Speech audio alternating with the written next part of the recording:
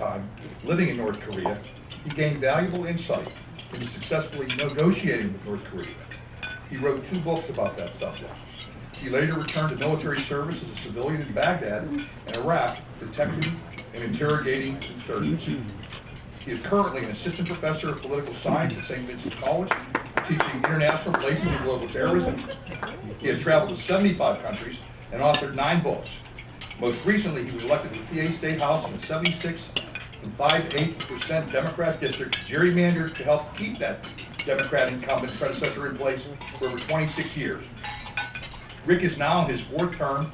He's been married to Saccone, his wife, for 18 years. His 2 sons are Virginia Military Institute graduates. Hi, fellas. His 2 sons are Virginia Military Institute graduates. His son, Nick, currently serves as a U.S. Air Force Major, and Matthew is a captain in the Air National Guard. I'd like this opportunity to welcome to the dais State Representative Rick Saccone.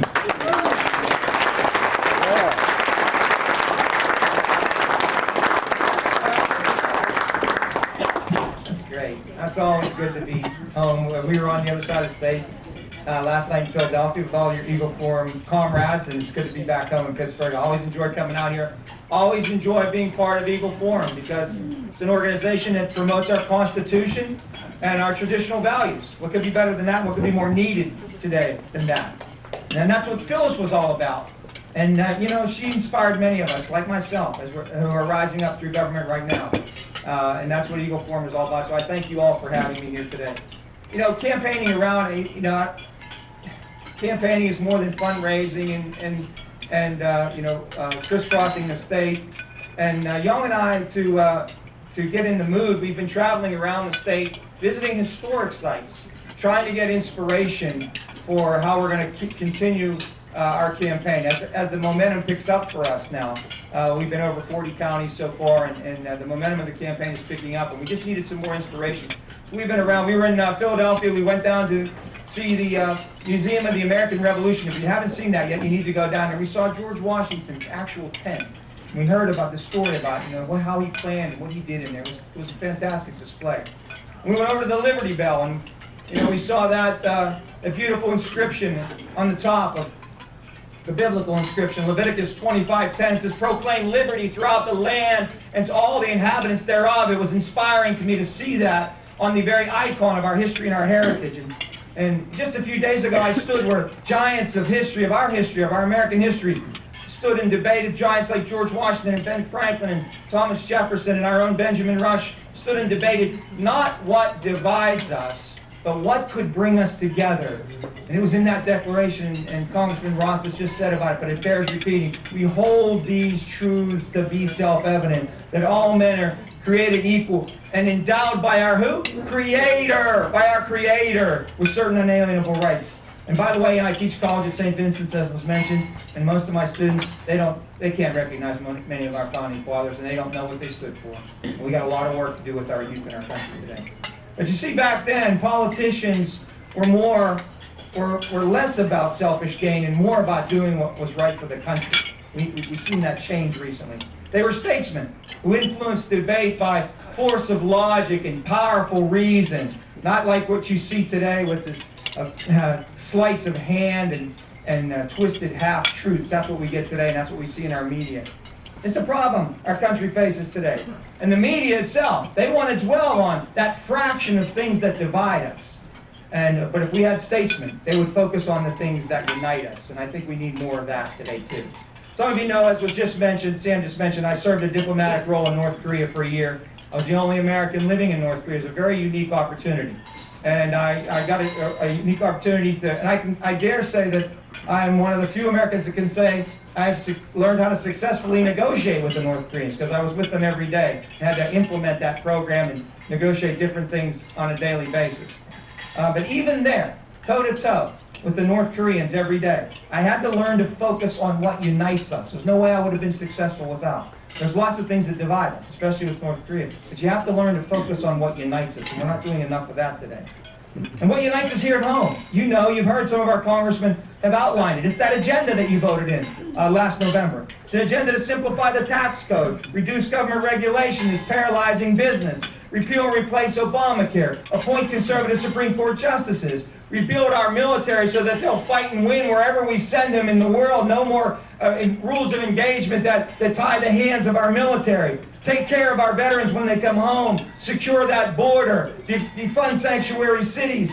Fight terrorism. Vanquish ISIS. Achieve energy independence. Enhance our Second Amendment. And protect our unborn children. Are you with me on that one?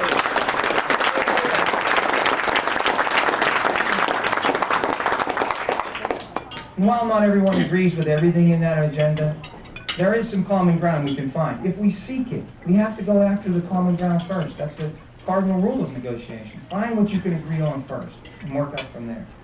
See, my background's not in state government. I'm in my 4th term, as you heard, in state government. My background is national and international affairs, as Sam outlined. My PhD is in that subject, and I teach it at St. Vincent College, as he said. Author of 9 books, traveled to 75 countries. I've dealt with ambassadors and heads of government agencies. I'm a veteran who has interrogated North Korean commandos and terrorists in Baghdad and Mosul. I was on the counterterrorism task force for the 1984 and 1988 Olympics. I have firsthand experience in 2 major problems facing our country today, North Korea and terrorism. I'll bring that skill set to the United States Senate. It's one Bob Casey's never had. In fact, Casey's obstructing and undermining every part of that agenda that I just outlined for you, overriding the will of the voters. I intend to change that. I want to add one more note about our society because I think it's that important. That's what's happening in our country today. As you see, our country seems to be spiraling downward in many ways. Our culture does. I want to add this note about it. As our culture is crashing down around us, just look at it. Think about it. Our prisons are full. They're killing the police now.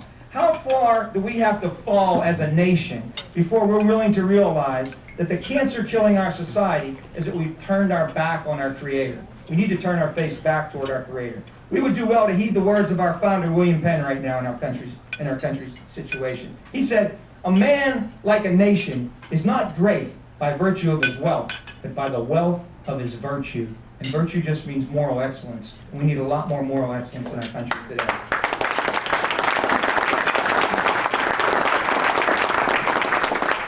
See, we've turned our society upside down, and we can all see the results, even if we're afraid to say it publicly. They're out there, you can see it. We've rejected God and discouraged public morality and have watched our society slowly disintegrate right in front of our eyes. Where are the Daniel Websters and the Nathan Hales when we need them? We need them back today. We need some people like that out there in our government. The only way to restore our American exceptionalism is to promote a new generation of leaders through character development and moral excellence. Men and women imbued with honor and integrity. That's what we need in government today, integrity. Unafraid to acknowledge God and guided by the very hand of providence that helped shape the founding of our country. You know Washington can be a dark place. Ask our congressional delegation. Washington is a dark place. We need strong leaders to take the light to that dark place where Bob Casey sits right now. I want to be that leader. I've always been a leader. I'll never let you down, but I need your help. Can I get the help of Eagle Forum? God bless you, and thank you for having me today.